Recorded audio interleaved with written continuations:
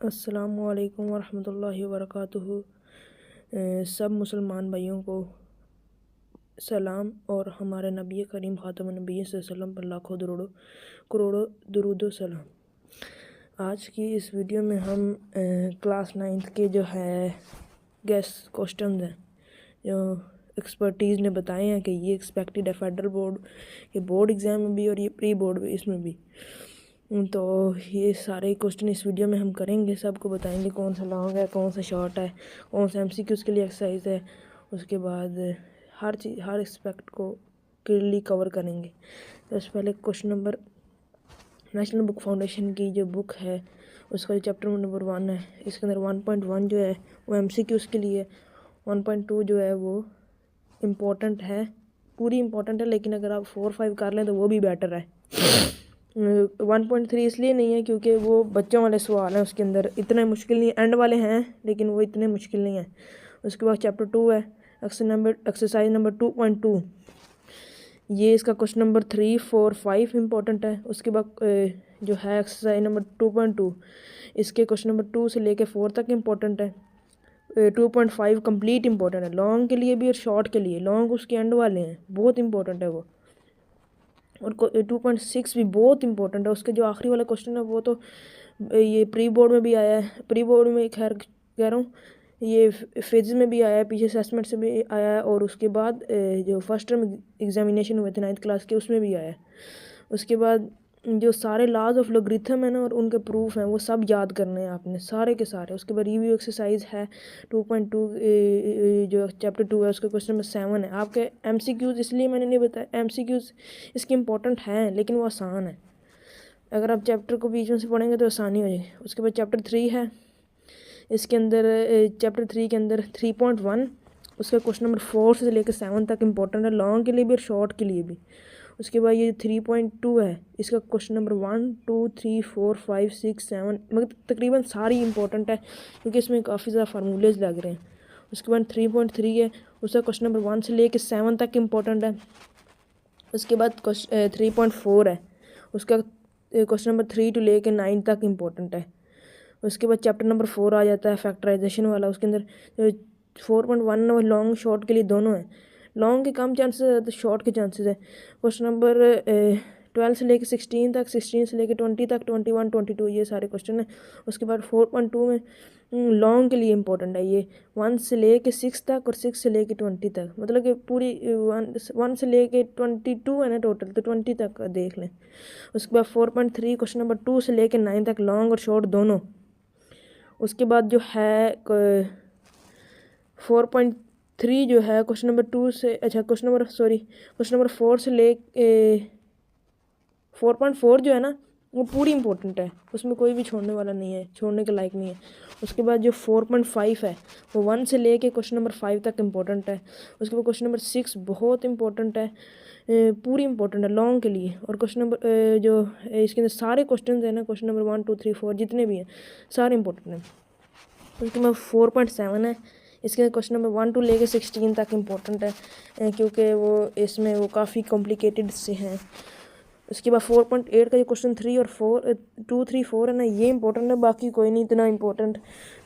उसके बाद जो रिव्यू है ना उसके एमसीक्यूज़ कर लेंगे, बाकी क्वेश्चन इसके लिए इसलिए नहीं बताया, वो जो एक्सरसाइज में दिए हुए हैं ना पीछे एक्सरसाइज में उसके जैसे ही हैं, सेम है इसलिए। उसके बाद चैप्टर नंबर 5 है, 5.1 के हैं क्वेश्चन नंबर 5 से लेकर 10 तक।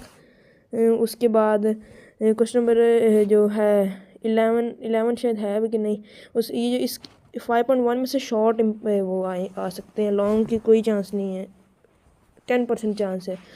उसके बाद 5.2 है, 5.2 के क्वेश्चन नंबर 7, 8, 10, 11, 12, 13, 14, 15 ये इंपॉर्टेंट है। 5.3 ये जो ये ऊपर 5.2 बताइए ये भी शॉर्ट के लिए, 5.3 भी शॉर्ट के लिए। 5.3 में से क्वेश्चन नंबर 6, 11, 12, 13 और 14।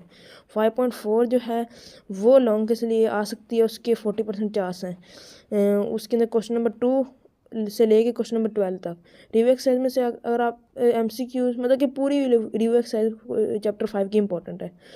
उसके बाद चैप्टर नंबर 6 आ जाता है, इसकी बारी आ जाती है, ट्रिग्नोमेट्री वाला है। यार ये थोड़ा है कॉम्प्लिकेटेड लेकिन प्रैक्टिस जितनी अच्छी होगी उतनी ज़्यादा आपके हायर स्कोर आएंगे। 6.1 MCQs के लिए है, 6.2 क्वेश्चन नंबर 6 से लेके क्वेश्चन नंबर 8 तक है, 6.3 क्वेश्चन नंबर 3 से 3 4 3 4 नहीं 3 5 6 7 है। उसके बाद 6.4 में फॉर लॉन्ग शॉर्ट दोनों है, 1 2 4 5 क्वेश्चन। 6.5 पूरी इंपॉर्टेंट है उसके लिए, लॉन्ग के लिए। 6.6 पूरी इंपॉर्टेंट है शॉर्ट के लिए भी और लॉन्ग के लिए भी। लॉन्ग के लिए कम इसके चांसेस हैं। रिव्यू एक्सरसाइज भी इसकी बहुत इंपॉर्टेंट है क्योंकि उसमें बहुत कॉम्प्लिकेटेड MCQs दिए हुए हैं। आप उसको कर लेंगे तो फिर आपका इसके MCQs पक्के हो जाएंगे। उसके बाद चैप्टर नंबर 7 है, इसके 7.1 का क्वेश्चन नंबर 2 से लेकर क्वेश्चन नंबर 9 तक। उसके बाद 7.2 में क्वेश्चन नंबर 3 4 5 6 7। उसके बाद एग्जांपल्स कुछ दी हुई हैं चैप्टर के अंदर ही, वो एग्जांपल 3 और 4 है, वो आपने करनी है। उसके बाद चैप्टर 8 सारा इंपॉर्टेंट है, पूरा का पूरा इंपॉर्टेंट है लॉन्ग शॉर्ट के लिए। रिव्यू इसकी MCQs के लिए है। अगर आप इनको भी कर लेंगे ना, 8 को पक्का कर लेंगे तो दूसरा उसके जो पेयर आएगा ना, वो मतलब कि अगर कोई मुश्किल भी आ गया ना तो फिर आप उसको हैंडल कर लेंगे। 8 बहुत इंपॉर्टेंट है।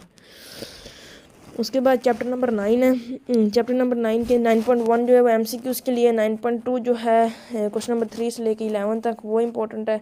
उसके बाद 9.4 क्वेश्चन नंबर 2 4 6 8 इंपॉर्टेंट है। उसके बाद क्वेश्चन नंबर जो है 9.5 वो कंप्लीट इंपॉर्टेंट है उसके अंदर से, क्योंकि उसके अंदर काफ़ी ज़्यादा फार्मूलाज लग रहे हैं, वो एक्सटीरियर एंगल इंटीरियर एंगल वो सारा कुछ, तो वो बहुत इंपॉर्टेंट है।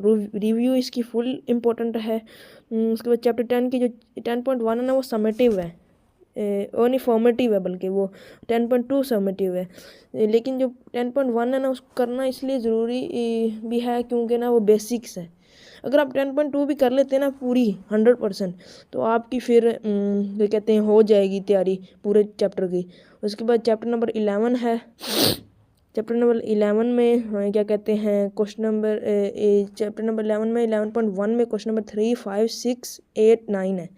11.2 में कंप्लीट है क्योंकि वो थोड़ा सा है ना, मतलब कि थोड़े कॉम्प्लिकेटेड है। 11.2 11.3 का जो क्वेश्चन नंबर 4 से लेके 6 तक का ये इंपॉर्टेंट है।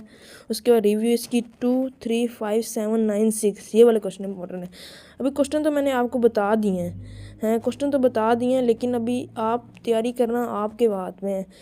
ये नहीं कि आपने सिर्फ बस सुनना है, आपने इसको प्रैक्टिकली प्रैक्टिस करना है सारे क्वेश्चंस को। उसके बाद आपसे गुजारिश है कि अगर आपको कोई वीडियो एडिटिंग में कोई प्रॉब्लम, मतलब कि अगर कोई मसला नज़र आया हो तो माजरत चाहता हूँ उससे। और हमारे चैनल को लाइक एंड सब्सक्राइब करें, हमें आपकी सपोर्ट चाहिए। Thank you guys.